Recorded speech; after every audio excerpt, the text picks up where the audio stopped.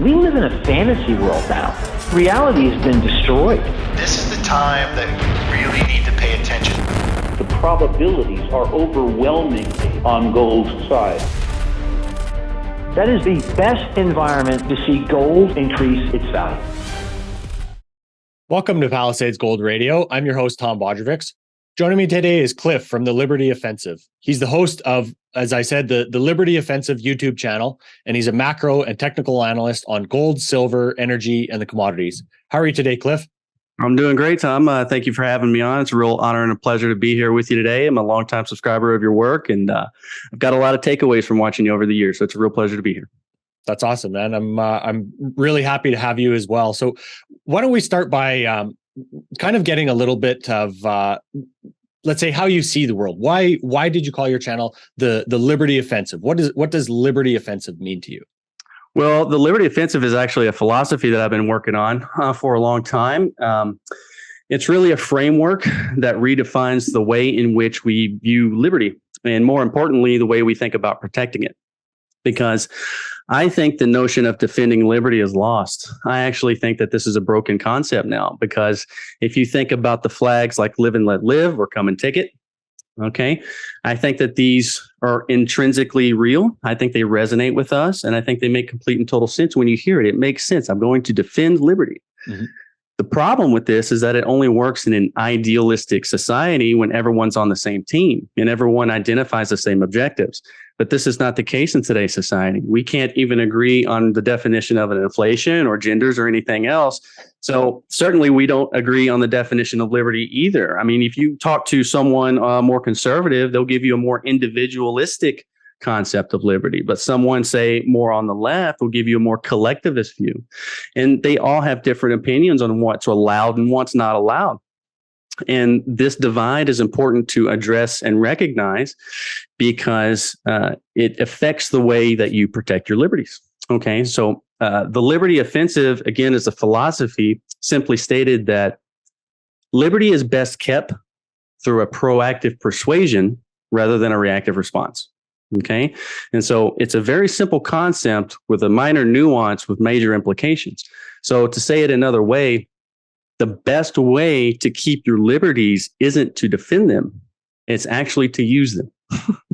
And that sounds rather simple, but I can quantify that for you with some really good examples. So incidentally, Tom, the best analogy that I've ever come up with for the Liberty Offensive in a real world scenario is actually comparing it to Christianity. And here's how it works. And by the way, this is not like, it's like Jordan Peterson says, I'm not trying to smuggle Jesus on you, right? It's an analogy, but it's real. This is the real deal. I mean this. So consider the Christian. They have found God through Jesus. And so this is a fundamental truth that they've planted in their heart because it means something to them. Okay. And this has become part of their identity.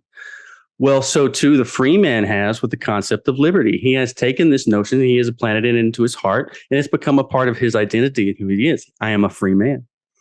Well, incidentally, that free man is ready to boast in his freedom, right? If you ever get an American with a couple of Canucks and some Aussies, right, the joke is going to come up. It's like, at least we have bald eagles and freedom, right? They're proud to boast, as is the Christian in his faith, right? So continuing on, the Christian is also willing to die for his faith. So too is the free man for his liberty. And why not? That means so much to them that they're willing to do whatever it takes to hang on to it. And maybe protect it for future generations, right? Exactly. That's exactly right. But even beyond that, what does a Christian do through his faith? He is a witness because he lives his faith, right? He doesn't just accept it and keep it to himself. By all means, I mean, this is the greatest truth that's ever been, right? This is salvation. And so you're supposed to live it and you're supposed to be an example of it. Okay. And so people should be able to see you and see that you're a Christian. This should be self-evident. So too should it be with the free man, because he is free. And it's clear just by looking at him that he is a free man who does as he wishes. And so there is a lot of synergy between these two things. And I think they're almost one and the same thing.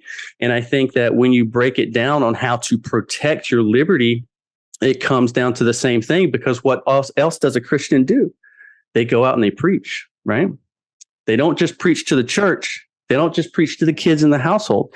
If you want to get new sheep to the flock, then you have to go outside the church and you got to preach. Well, so too with liberty.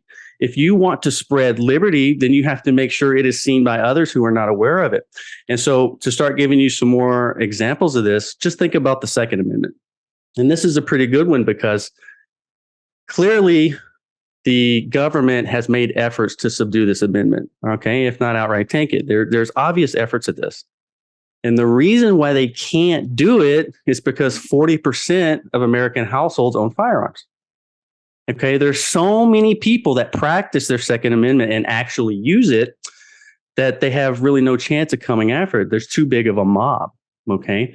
And this is a testament that when you use your liberties, you become too great in volume. And you have to also consider that just like the Christian, when you use your liberties, you become a flame to your liberties. So if I were to go out in public and open carry or something like that, well, to as many people who might think that that was crazy and I'm nuts, many others might be inspired by it because maybe they were thinking about doing the same thing, but they didn't want to feel, maybe they felt weird about it. But because they saw me offending everyone with my liberties, they were inspired to do the same. So my flame of using my liberty has set sparks that have caught tinder. And now that man may start doing the same thing. He becomes a flame to his own rights himself. And this is how liberty spreads. It spreads through flame, through inspiration, through examples, by using it. Okay, just consider staying on this because it's kind of a good analogy. A lot of immigrants who come into this country typically don't buy firearms. And it's because these rights weren't impressed upon them. Okay, that's not part of their culture. And so if the Second Amendment is the most important amendment to you, the best thing that you could do would go to your new neighbor who may be from out of the country and ask him if he's ever been to the range and take him and offend him with our liberties so that he can see what you see in it, right? And then let your spark find tinder. Okay, it's like if it's really that important to you, then you should be going and buying them. Or if you have a brother and his birthday's coming up, then go buy him one. Put more supply out in the wild, right? Make it that much harder for someone to oppress you in the first place, right? Because again, the best way to defend your liberties is to offend them onto others through as an example and just by inspiration of it, right? It's like, let me give you one more example. During that whole COVID thing, when everyone was required to wear a mask, I remember it was 2020. Christmas. And we went to the mall just a few days before Christmas and I didn't wear one. Okay. And I was probably the only person in that store out of thousands of people who didn't. And as many people who saw me and thought that I was nuts, I guarantee you countless others saw me and wished that they had done the same because they knew in their heart that they were submitting and they knew it was nonsense anyway. So how many may have I inspired by being offensive with my liberties and showing off my freedom? And I think that that's how you save liberty, is by offending with it. And that's the basis for the liberty offensive. It's a framework to change the way you think about it. And understanding that as a free man, you are always a witness and an example. And, it's a clarion call to take a little bit more action.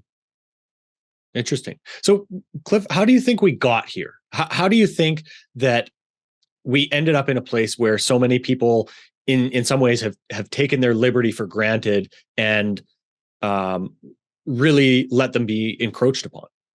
That's a great question. I think in part, I think it's split. So I think that the left, Rush Limbaugh used to say that politics were downstream from culture. He was spot on about that. Okay. The left understands this. Everything that I just described to you, the further you go left, the more that they understand it, because the left actually use their freedoms more often. The left is far more willing to speak out, as crazy as it might sound, right? That purple-haired lady might sound nuts when she's balking in Chick-fil-A or whatever. She's not afraid to do it. She is a flame to her liberty, right? She is throwing off sparks everywhere she can. It doesn't matter what she believes it and she's sharing it. And that's what the right doesn't do. And it is for this reason the right is losing. It's because they don't have that same aspiration, that same flame. And I think that a lot of people have become complacent. They go to work, you come home, it's a long day, I don't have time for anything. Well, the people who are winning the culture war make time for it. and they're offending people with their liberties. And so their definition of liberty, which may be different than yours or mine, is pervading, right? It's taking over the narrative of what's acceptable and what liberty really means. And this is why it's so important that you can't just, how many times have you heard somebody, or maybe you yourself, been in a situation where someone was saying something rather disagreeable and nobody responded? They just let them go and maybe groaned a couple of times. When they left the room, everybody kind of chuckled to themselves, but that person stood unopposed. Okay. And if there were someone else in the room who may have been a tinderbox, maybe it caught flame because they were unopposed. And you have to appreciate that you are always a witness to your liberties, and you have to execute them at all times in all situations. And you have to speak up and use your voice, because your voice is one of the greatest liberties you have, and you have the power to use it. So by God, use it. Mm-hmm. So let's get into another piece that you speak about often. Why is narrative more powerful than reality? And when do fundamentals really snap back into play here? Because we talk about the fundamentals almost ad nauseum. The fundamentals should matter. The fundamentals should matter, and they at this point in time they really don't seem to. That's an excellent question. So I'm going to give you a stark contrast of two people who inspired me deeply. One taught me the reality of fundamentals, and to this day they live by fundamentals and almost fundamentals alone. And I have great respect for this man. The other, I don't have much respect for at all, but he taught me how to appreciate narrative. That first man is Peter Schiff. If you've ever heard Peter Schiff talk, it is pure fundamentals all day long, no rub. Okay, that it is and he's right about everything he says, because fundamentally, at the end of the day, Peter Schiff will be right about everything he says. The difference is Peter Schiff always says 1 + 1 is 2. This is reality, but there can be nuance. It could be 1 + 0.2 + 0.2 + 0.2 + 0.2, right? Mm-hmm. There are ways to get to that same 2, and there's nuance in between. And I think that this is kind of what guys like Brent Johnson kind of explained, that the nuance to the end game may be different than we can appreciate, but ultimately the end game will play out. The fundamentals will play out because it's the truth, and the truth has no choice but to come out in the end. But the narrative drives everything. So let me give you some examples of this. Consider Tesla. Was Tesla fundamentally worth every other automobile maker in the world combined? Of course not. This is silly. This is nonsense. But the narrative was that it was the future, right? And so if you invested, for example, on fundamentals only, you may have missed a great gravy train right there, because you missed out on the narrative, okay? Because narrative is more powerful than fundamentals. Obviously, just look at around the world we live in. I mean, I don't know if you've ever heard this, Tom, but we live in a fantasy world now. Reality's been destroyed, right? So that is true. I tend not to hear that actually on a daily basis. Yeah, right. I'm sure I can appreciate that, but it's true. This is true. So the fundamentals have been destroyed. All that drives the world is narrative. This applies to markets. This applies to politics. This applies to the media. This applies to whatever it is you want to apply it to. I guarantee it works. It's because narrative creates opportunity to drive purpose.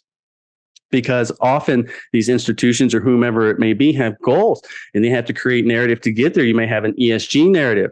Okay, and that might be the face for something else you want to do.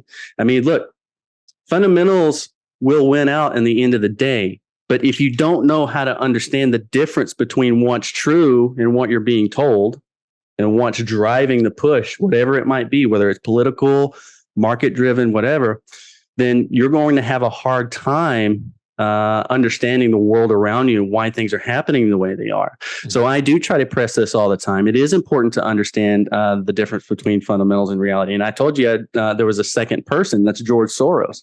And I have no love for that man on a personal level.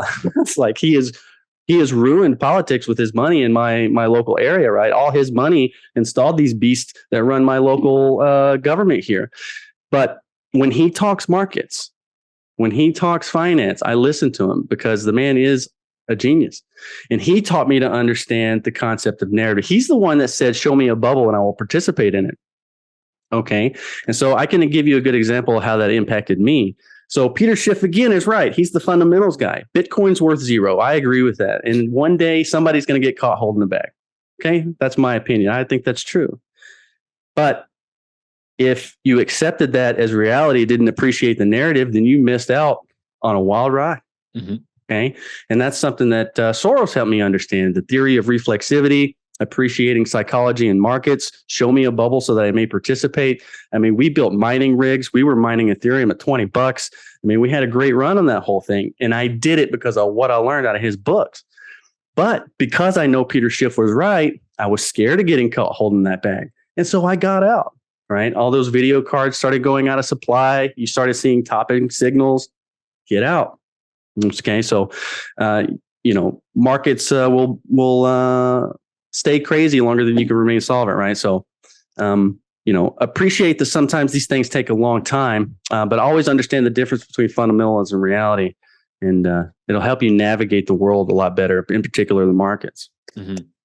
Well, I think that sets a kind of a great base for our conversation here. So maybe let's move on to a little bit of your macro analysis, and maybe we can start by talking a little bit about the paradigm of falling interest rates for as long as we've seen them here. Let's say for the past 10 plus years, this trend line of falling interest rates, and then all of a sudden we saw a breakout above that trend line. So does that really matter to you anymore? As of now, no. And I'll tell you why. Let's open up some charts right here. So I'll share with you. So this is the trend line you're talking about, you're referencing. So this is something that we were watching for a long time. Obviously, this is a 40-year trend of declining interest rates over time. You were setting continuously lower highs over the course of time, right? So the cost of money was cheaper over time.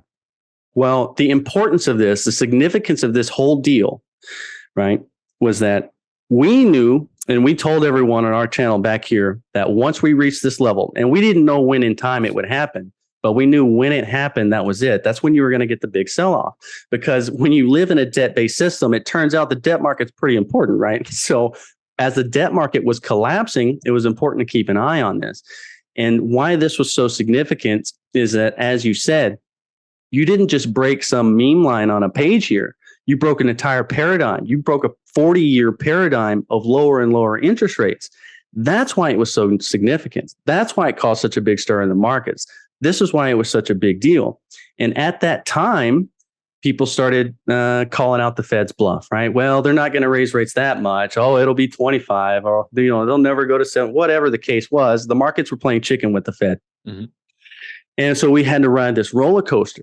Now, back here at some point, had the Fed reversed course and made a pivot, that would have been significant because it was so early that the markets would have got the punch back in the punch bowl, right? You would have had a relief, and the markets could have very easily set new highs, okay?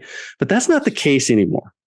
That's not the case anymore. You have to appreciate that the world has completely changed from this moment back here in April. This is a completely different universe now.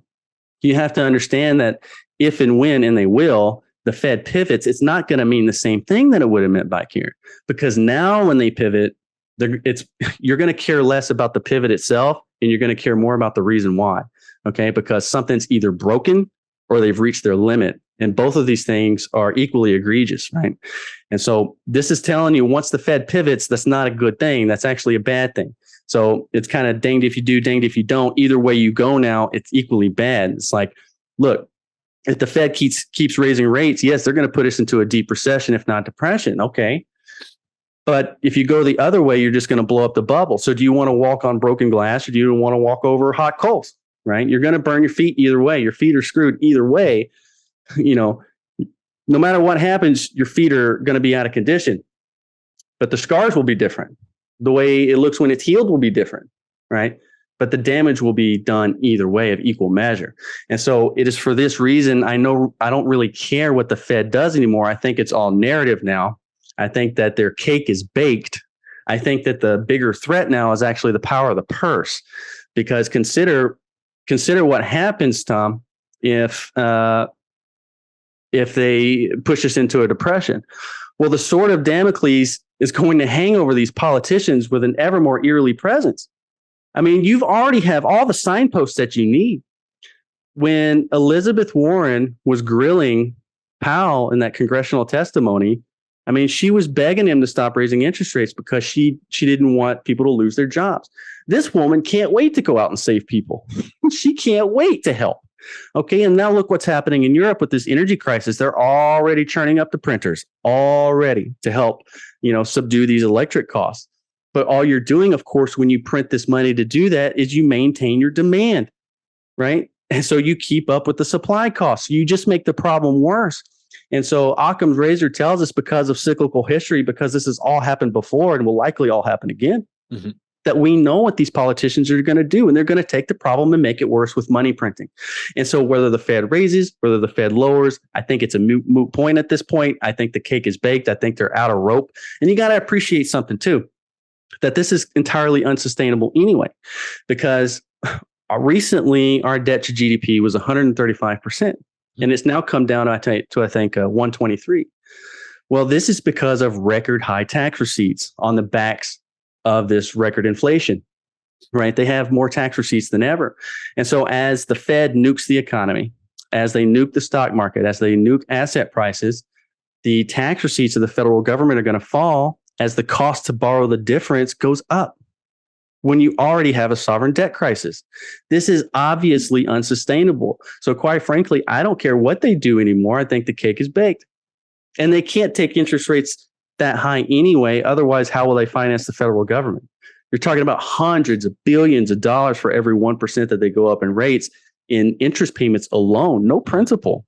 All right. I think it was 2021. We had something a little over 4 trillion in tax receipts. You're talking about 300 billion per. This is unsustainable.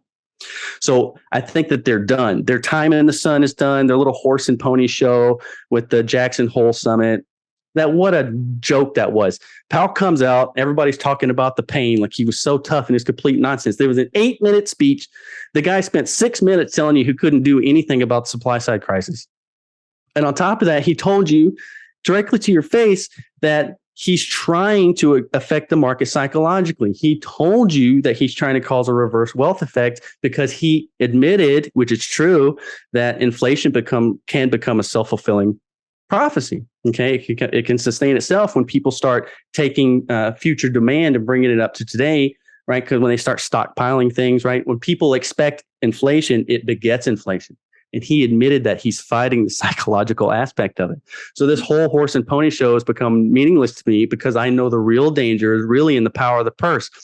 It's like if the Fed is the elephant in the room that everybody's talking about and gets all the attention, then the power of the purse is the mouse on the floor that nobody's looking at, right? Mm-hmm. And I actually think I got that from you in your interview years ago, actually. It's always stuck with me. It's an excellent analogy, and it works well here too, because that's exactly the case. Nobody's paying attention to the purse, but the purse is about to break the entire system. Mm-hmm. So just to be a little bit more specific, what do you think the ceiling on rates is going to be? and maybe what to you is one of those moments that causes the Fed to, if not completely reverse course, at least back off of that hawkish narrative that they keep presenting? Right. Well, I have a couple ideas. The second question is easier to answer, so I'll start there first. I think something breaks. My theory is that it just looks to be like something is going to break outside of the United States first. I actually think the Fed's about to get away with this in terms of narrative. Okay, they're not actually going to get away with anything in terms of the damage they've caused in the corner that they put themselves into. But they're going to get away with it with an excuse to stop raising rates because perhaps the Eurozone collapses. Something happens over there. Something breaks somewhere else. A Lehman moment happens, but it doesn't happen here in the heart of America. Okay, and this is largely in part because of the strength of the rising dollar is crushing the rest of the globe. Because as Brent Johnson eloquently explains, we have this dollar milkshake, right? And it's true. And the world needs these dollars, and the value of these dollars keeps rising, and it's choking them out. And, it stands to reason that as they go through an even worse energy crisis, I mean, look, they're looking at 10 times higher electric costs right now. They're shutting down steel plants. Okay, and threatening to do more. They're warning of riots and protests in the streets. People are already burning their electric bills in protest. I mean, you can start to see this ramp up. And remember, the civil disobedience is coming off of the back of a major pandemic, and a lot of people are still angry at their government. Okay. And right before that happened, you had the Orange Fest, right? You remember that in France? You had all kinds of uprisings around the world starting to take place against their government, and that virus kind of came and squashed all of that. That sentiment hasn't gone away. If anything, it's about to get a lot worse. And I think politicians appreciate this. I think the sword of Damocles is a real thing here. And, I don't think any of them want to face the pitchfork, right? It's like, so I can appreciate that they're going to do whatever they can to print their way out of this, because they're not going to stand by and do nothing, right, as their constituents suffer. But I don't know where the ceiling is on rates. I wish I did. That's the $1 million question, right? Mm-hmm. And I think it largely depends on where their tax receipts come in. We have some more waiting to see there. But I can tell you, they're supposed to tighten $90 billion this month, right? And here, I guess in a few days, if they haven't gotten to at least 40, 45, then they're not going to get there. And that's going to be a pretty good signal right there, right? So this is the month. September is the month to answer a lot of questions. But the short answer is I think something breaks outside of the American system first. Good old America is going to come in and save the day, Tom. So I think that's going to be their pivot. Mm-hmm. So, as we think about this time frame of September, maybe out to November, even with the midterms, what other events or the real, let's say, fundamental issues do you see in the world that are really contributing to something that you kind of see as a maybe a crescendo kind of coming to a head here? Yes. So I see a culmination of crisis. And I think that these are events which in and of themselves don't mean a whole lot. I mean, the world has lived through thousands of droughts, millions of droughts, right? We've lived through floods, we've lived through war, we've lived through pestilence, right? Nations have fallen, empires have crumbled. We've moved on. It's okay, right? The issue now is that all of these things are happening at the same time, and they're not just happening in one place, they're happening all over the world, okay? And they're affecting everybody at the worst possible time.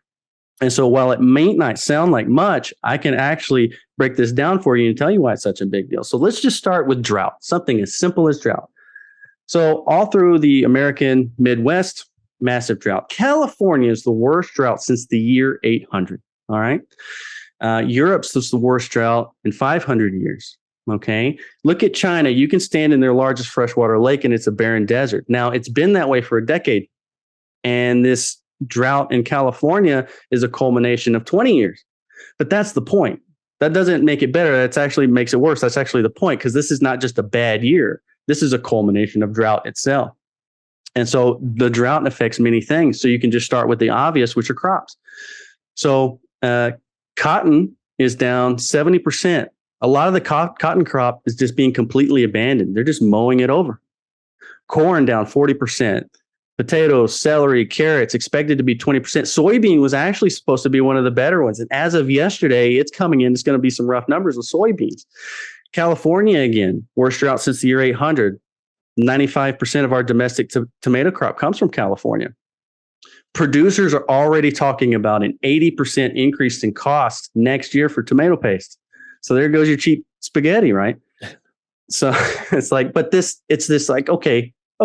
So we're going to have a little bit more expensive vegetables. So what? Well, no, because this affects livestock too. Because rain also makes grass grow, which cows graze on. And this has become a big deal too. So these cattle ranchers who once relied on the land for their cows to graze on and drink from these ponds, right? They're now having to supplement with very expensive hay, okay? And they're having to go buy water just to maintain their own cattle herds, all right? And you've actually gotten to the beef prices have come down recently. And this is actually the reason. It's because it's so hard to raise cattle right now. It's so expensive that a lot of these ranchers are letting their cattle go early, okay? And they're putting more supply out there. So this is a temporary relief setting up for a bigger problem in the future, because this heifer you might have raised and bred and come up with more cattle is now being let go early. And so next season, not only are you going to have fewer cattle, but the input costs for these fewer cattle are going to be up still. Mm-hmm. And so beef is going to absolutely explode. We haven't even seen anything yet. And this stuff is all baked into the cake. The prices that we've seen right now are just the beginning. They're just the beginning. We have more to go. But again, you use all this vegetation for livestock feed. This is going to affect chickens and everything.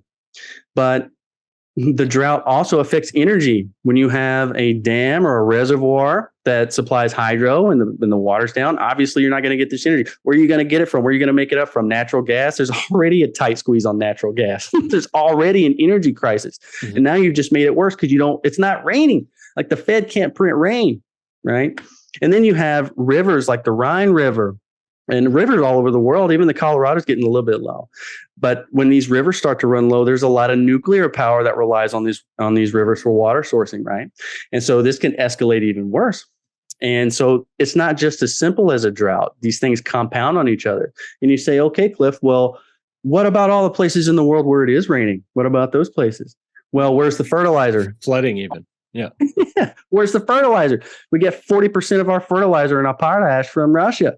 Right now, we've sanctioned them. We don't have her resources anymore. So it doesn't matter if you have water or not. You still don't have fertilizer, mm-hmm. right? And so it doesn't matter because all of these things are now connected. These are no longer standalone issues, right? And of course, you have the energy crisis. You have food crisis. I mean, look, this energy thing is a big deal, and it's not going anywhere, right? Especially when they start printing money, because unfortunately, the best thing to do would be, kind of to let things fall and let things collapse the hard way. Right. And just kind of let things equalize over time. But that's not what they're going to do. They're going to print money and they're going to keep demand up because remember, these CPI numbers that come in, we call it inflation, right? These are rising prices as a response to inflation because inflation is always and everywhere a monetary phenomenon. Mm-hmm. And this proves it, right? Because we're going to maintain all of this inflation by printing the money to keep up the supply or keep up the demand, right? On limited supply, more and more limited over time. And this problem is just going to get worse and worse until something ultimately, whatever it breaks. Mm-hmm. Right. And so we have a culmination of crisis here that is inevitable. And so, the CPI print came in a little hot today. One of the things that were up were food. Big surprise. And it hasn't even just started. Right. I mean, the good news is that it's not double digits yet. Right. But the bad news is that it's still high. But it's probably going to get there over time. I mean, people don't really appreciate. Look, this is narrative too. You got to understand that for every ebb we get in inflation, we're going to get a flow, right? This thing, you might see it tick down a little bit, but we have so much baked into the cake already. It's like you could make me emperor and I could do whatever I want, and it would still take years to fix this mess. I mean, this is a big deal. And I think people need to appreciate it, take it seriously. Yeah. Cliff, with this kind of historical lens, when you're looking at, let's say, the charts of gold and silver, what does this time remind you of right now? You mentioned to me a little bit before we hit record here today that this reminds you of, let's say, 2015, 2018. So maybe show us why that is. Okay. This is absolutely exciting beyond words. And I can tell you why. And I'm going to show you this right now. So as a technician, one of my methods, everybody does something different, right? If you watch Galloway, you watch all these guys, they all do things a little bit differently. Well, I find confluence. I'm a big fan of finding confluence. I'm a big fan of synchronicity. And I like finding trends. Okay. And so we're going to start here. We're going to go through the GDX. All right. This is your gold ETF. Mm-hmm. Compared to other commodity ETFs like energy or tech or copper, et cetera. And we're going to just see where we are in time. So starting with the GDX to the XLE, which is your energy ETF. Now, I just want to show you, we're on the weekly time frame, okay? So we're oversold in and of itself. We're resting on a long-term trend line here. And that alone, this chart alone is kind of okay, right? This doesn't mean a whole lot. But you do find something interesting, which is that in September of 2018, you have the level that you have to go back to in time to find when we were this oversold. Okay. So in terms of the RSI, you have to go back all the way to 2018 to find the last time we were this oversold. On the RSI, incidentally, you have to go back to 2015. Okay. Excuse me, on the breadth. This is how far away we are from the 200. Mm-hmm. Okay. So you have some significant correlations here with resting on a trend line, and the depths to which you were oversold. Okay, let's move on to tech. So clearly we are in this descending wedge here, and this has a tendency to break upwards. This is GDX to tech. Yes, the XLK. These are the ratios that you're looking at. That's right. And so we are coming off of what's double bottom of being all-time oversold. Most in history, we have never been this oversold. And we're not only are we putting in this double bottom, but when you look at the RSI, do you see how it slopes up over time like this as the price put in a double bottom? So that is a divergence in the RSI. Anytime you have a divergence on the bottom of your price action, right? That's a bullish divergence. And what this is telling you is that it wants to rebound. The market wants to buy this ratio in the favor of the GDX. Okay. And that's what it's telling you. And all the conditions are there for that to happen. Let's move over to copper. This is a pretty curious chart because it's 3 repeating patterns with one side left to complete. Nonetheless, we are dramatically oversold at historically what would equates to the bottom in terms of history. So again, this is the GDX to the copper ETF, COPEX. So as we continue through, all right, so this is the GDX to the DXY. And we're just doing this just to show how oversold we are because, again, the last time we were this oversold, you have to come back to 2018. And again, you had confluence on this trend line. And in each scenario that we find, we always started a big run. All right, and every single time that we did it. All right, moving on to the S&P. All-time lows against the S&P, all time. And again, you have a clear divergence here. Again, this is the weekly time chart. So as the price sets new lows, the RSI is setting higher lows. This is telling you that a divergence is in play. This is telling you that a big rebound is coming. As you approach all-time lows, you're at all-time lows, okay? Mm-hmm. All right, and so let's move on to gold to the S&P. So this is a long-term chart. This is significant just to show that we're coming up to the apex here. But if you look at it in the inverse, it becomes a bit more clear what's happening. So the S&P has been outperforming gold for some time now, but it's building this bearish pattern. This is a breakdown pattern. It has a high probability of breaking down. Well, if we actually look at this one on the monthly chart, it becomes a bit more clear what's happening. So we're approaching the apex as we once again put in strong divergences. So we see the price increases over time, but the RSI tells a different story. We're decreasing over time. Okay. And this is telling you that the market's getting ready to roll this over. All right. It's kind of getting tired of this trade. It wants to go the other way. And this is a big deal because once again, it's just one more major element of confluence where the GDX is oversold and it's ready to turn around in the other direction. So if we compare this to some equities, let's look at, the GDX itself. So, or let's start with silver. Let's start with the SIL. So again, these are all weekly timeframes, okay? So consider the macro backdrop that we've talked about to this point, okay? Consider the global issues that we have going on. Consider what we just saw in the ratios where the GDX is oversold to everything. Let's take a quick peek and see how that correlates to a couple of individual equities.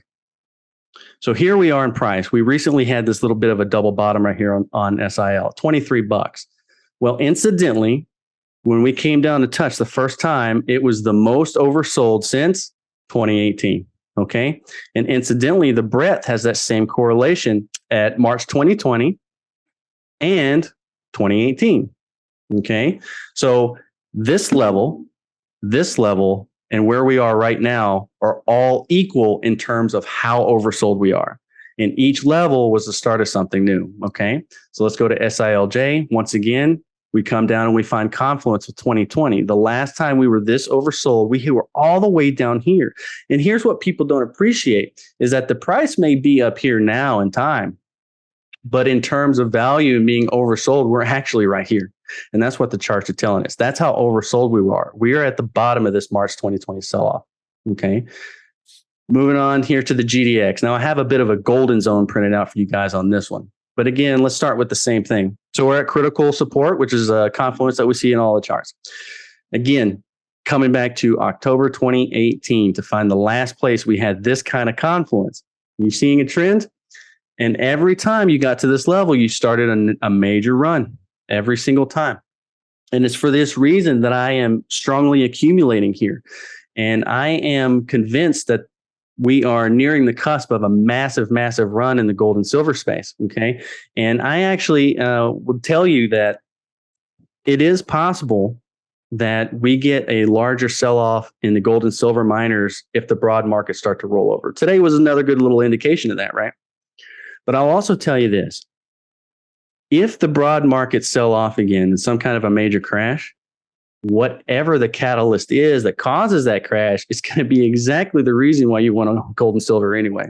So you can think about it like this COVID crash, right? That was a pretty good time to own gold and silver. Mm-hmm. And look how sharp that was, and look how fast it corrected. So for the sake of perspective, I use this word intently, okay, to accumulate, right? Buy in tranches, just get in, start getting in. This is what I'm doing, getting in slowly here over time. Have some cash saved on the side in the event of some kind of a sharp sell-off like this, and just appreciate that if we do get something like that, it will likely be A, the reason you want to own gold and silver anyway, and B, it's likely going to rebound rather quickly. So in terms of time, in terms of the x-axis, it won't matter. Even if it sells off 30% on you, it's likely going to snap right back. I have full confidence that an event like that would happen. But you can feel safe, I think, to accumulate anywhere in this golden zone between $25 and $21 on the GDX. And again, just one more time, the same level of confluence, these keep showing up over and over and over. GDXJ, let's move on. So again, this is actually a tie. So the GDXJ, where are we? Well, we're on a strong support line, okay? And the last time we were this oversold on the RSI was 2018. Again, the same is true with breadth. It has an equal confluence with March 2020 and 2018. Now, things start to change a smidge here. We'll just look at First Majestic to see the confluence there. Where are we? Right at major support of a long-term trend line. Again, this is going back to 2008. Okay, so this is a long time. Every time we have hit this trend line, we have seen massive rallies to the upside. What also happened every time we touch this trend line, we put in a confluence of what? Being oversold. How much? Exactly this much. Going back now to 2015. Now you're going to start seeing in some of the silver equities, they have a lot of confluence in the 2015 timeline, which is curious. And they're all pointing back to this. This is what silver's setting up for. Okay, so it's very curious what we're looking at right here. It's getting me pretty excited. Again, so we're looking just to interrupt you for a sec. We've seen some reports that there seems to be some tightness in the physical silver market. Have you seen any indications of that? And does that kind of play into your analysis here on silver? It actually doesn't, because I think the charts are any truth to that is priced in. The market always knows. And the charts are telling you that they're getting ready to take off. Okay. And so I am not factoring that in to the analysis here, because the historical analogs are doing that for us, I think. Okay. This is the short answer is no, I'm not. Okay. Totally fair. I just wanted to pick your brain on that. That's all. Yeah. Good question. Although I do think it's relevant. Incidentally, I don't know if you saw, there's a massive short position that was opened up on PSLV today. I haven't had time to dig into that, but I'm going to have to check that out. Okay, so pause again. I was waiting for $14 on this baby. Maybe I got a little bit greedy. We came down to $14.58, but I think you may get another chance at that. Now, again, just for the sake of showing you where we are in time, 2015, silver equity, 2015, what did it do? Ramped up. So let's talk about some bigger names. Let's talk about some big producers. What do they look like? Well, even better. So if you look at the case of Agnico Eagle, okay, the last time we were this oversold again was 2018 and 2015. They're exactly the same level. And what did they do at these times? They hit strong trend lines, right?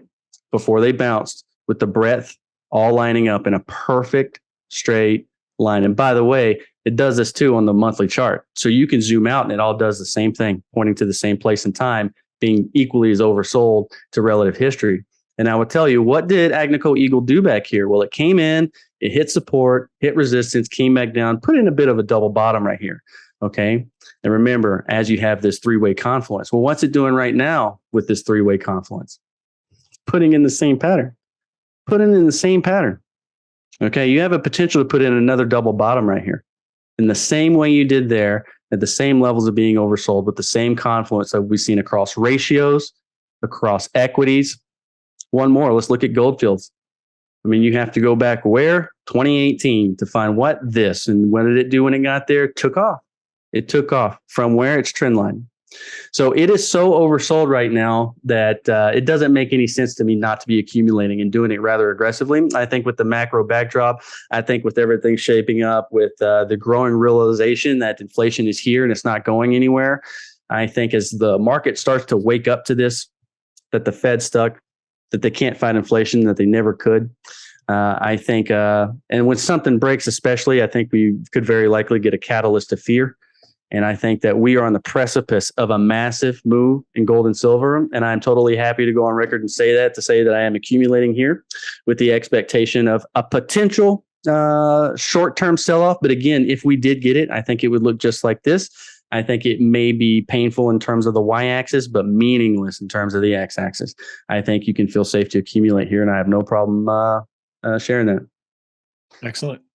So, Cliff, you analyze uranium quite a bit and the uranium equities. What would you say you're more bullish on? And maybe lay out part of your bull case for uranium. Okay. Well, I will have to say that if you want more upside, and I know the uranium crew is not going to like this, but I think the answer is in silver. Okay. Now, silver's a sneaky mistress, right? You never know if she's going to kiss your car. But I can tell you we're coming up to the point where she is about to explode in rage to the upside. All right. And uranium has already started its launch. And matter of fact, I'm glad you brought this up. So let me show you something a little bit more zoomed in. So we've been on the weekly chart. Let me show you the daily chart here in AG as just an example. We have put in the potential for this inverse head and shoulders pattern as we are down here on this neckline. Okay. Well, what's crucial about this, and this has actually helped me. I realized that uranium and gold and silver were actually trading in confluence several months ago. And because of this, it helped us find the bottoms and to find massive buying opportunities, especially in uranium, because they were trading in such confluence. I mean, you just had, just like we went over related to the gold sector and all this confluence. Well, uranium and gold and silver were really singing harmony together. Okay. And it was putting in the same pattern. And since then, uranium has attempted to break that same pattern. You see that? So it had the exact same setup at the exact same point in time. They've been trading in confluence since here. Okay. You had a bit of a Wyckoff pattern here. I actually warned all of my subscribers, everybody, to start selling back here because I knew that this sell-off was coming, because not only did we have the confluence of this Wyckoff pattern developing, but we also had confluence of the 10-year coming up to that trend line. And we knew when that happened, that was going to change a paradigm and that was going to freak markets out and everything was going to sell off. Okay. Well, since this moment, gold, silver, and uranium have been trading in confluence together. They've really been putting in the same bottoms at the same times, putting in the same patterns. And as you can see, uranium has taken a move up here and got the news on those Japanese restarts. Okay. The issue I have with uranium is this, is that when you get a breakout, it's supposed to look better than this. All right. You had major news on a major development, which was rather significant, and you got a surge in volume. The problem with it is that you got all of the volume leading up to the neckline, that point of resistance. Okay. And once you got there, you really struggled to test it. You've had declining volume ever since. Now, this in and of itself could be okay. The best thing that could happen is it could consolidate sideways for a while and build up strength and let the market know that it's safe to buy in here because this new level of support is going to hold. Okay. The risk here is you've missed your opportunity to buy uranium already. That's how I feel about it. Okay. Unless a new buy signal comes into the market, I cannot recommend anyone buy uranium right now. It's because with the broad market going the way it is and the tendency of uranium to trade with the broad market the way it has, it's just too risky. That in and of itself, but in addition to the fact that the charts don't all look that good. So where uranium once traded in confluence with itself, equity by equity by equity. They all traded together in perfect synchronicity, right? Since this Japanese restart news, that has not been the case. They've diverged quite a lot. So, for example, you look at the sector leader. This is Cameco. Let me just zoom out and give you some perspective. This is a beautiful chart. This is a bull market. All right. This is a bull flag on a bull run, and it's got a lot more to go. Okay. There is nothing wrong with this chart. It has never lost the golden cross. And again, this is on the daily, and it just looks great. There is no reason not to like this. The trend is your friend, and the trend is up. Okay. So uranium looks great in the long term. The problem that I have is that in the short term, I see weakness. And so if you bought with us down here, then you're sitting pretty good, and it's okay to hold and ride this out, right? That's okay. You can see what happens. You can afford it. But if you're looking to get into uranium the first time, you really have to step back and ask yourself if you're prepared for the risk. Because the way the charts are setting up, look, this is Cameco on the daily. Cameco has always been the strongest name in the sector. And now we're showing significant weakness here. Well, minor weakness in the short-term time frame, but that can grow. It didn't have any weakness at all last week. Okay. So you have a divergence in RSI here, as the RSI is already overheated. Okay. And you have in broad market weakness. It's just a scary place to buy. There are no buy signals whatsoever. In fact, my advice would be, if you are holding, if you got another kind of a random jump up day, like that Japanese restart day or the following Monday, I would really strongly consider taking profits. I've got a yellow flag in uranium, which means to hold or trim. And that will remain until some buy signals come in, of which there are currently none. Okay. So your opportunity again to buy was down here, and that opportunity is gone. And so it's best to wait. Look, it's better to let uranium Cameco go up to $38 and crash all the way back down and buy then than to risk buying now. Okay. Because then you may have a buy signal. Right now, technically you don't. It's all narrative right now. Mm-hmm. Yeah. But again, this plays out across the sector. I actually think, just to put a little bit more color on this, when you look at the performance of some of these names across the space, there's a clear difference in the producers. So Cameco is actually outperforming the entire sector, as you might expect. It's the biggest name, and they generate cash flow. Well, if you look at a name like Global Atomic, it's actually performing better than the rest of the sector too. And the reason I say that is because look at how clean the chart is. You had a clean break, all right, a clean retest, all right, clean denial, clean retest, right? You tested resistance every single time. It's just click, click, click, click, click, just straight lines all around. It's doing what it wants to do. There's no problems with the RSI. It looks even better on the weekly time frame, right? You've got this bullish pattern going here coming off of a run up. All right. This is likely to break to the upside over time. And there's nothing wrong with it. Okay. This company looks good. But if you look at something like Energy Fuels, for example, it just doesn't have the same look to it. It has really struggled with its breakout. Okay. And it's failed multiple times. And it's threatened to possibly fail again. And so what I think necessarily have that volume associated with it above exactly. That neckline, right? Exactly. It's losing interest. And look, I think it's possible that institutions are buying different equities than retail is. I think it's possible because it is clear that these equities are no longer in confluence with each other in the way they move. You really have some strong performers now. And I think the more near-term producers, the companies that have cash flow or will soon, are outperforming the rest of the sector. And so if you're stuck into something like uranium fuels and you really want to be in the sector, you might want to consider, rolling over into a company that's more likely to be profitable, especially in the near term, doesn't need to raise money, et cetera, because I do think that the market, the uranium sector, is kind of diverging from itself. I think that's clear in the charts. It'll be interesting to see what happens on either the next run up or breakdown. Mm-hmm. I think that will be a clear tell. And then we'll know more at that time. So, Cliff, why do you think it is that the equities get so oversold in comparison to the underlying commodity typically? Well, a lot of these equities are you talking generally or uranium? We can go generally. You showed us all of the different charts of the GDX being so oversold. Is it because it's in some ways just a more liquid vehicle that everybody just wants to dump and try and maybe pick the bottom type idea? That market psychology piece that we talked about? Yeah, I think that that's a part of it, certainly for sure. Psychology. I think it has to do with sentiment. I think it has to do with being boring, and part of it is that, costs have gone up. The cost of labor has gone up. The cost of equipment has gone up. The cost of diesel has gone up. And so the cost of mining has gone up. And so this hurts the bottom line on a lot of these equities, right? And, so that has a lot to do with it too. And I think it's just one of those things where you're simply oversold. Nobody's interested in it. It's boring. And, the narrative, you got to appreciate the narrative in a situation like this where gold hasn't done anything, right? It's just trading side. Why is it at $1,700, right? And so it looks like it's not performing, even though the charts are telling you that it's getting ready to knock everybody out, right? So I think it's multifaceted. I think it's just the market getting something wrong. And I think that when the market gets something wrong like this, you have to have not only the courage to take action when you see it, right? But you got to have the discipline to do so, right? And you have to know, you have to strike when you see stuff like this. This is why I say on my channel, I'm pounding the table. Like, you got to accumulate here. You have got to accumulate. You're crazy if you don't.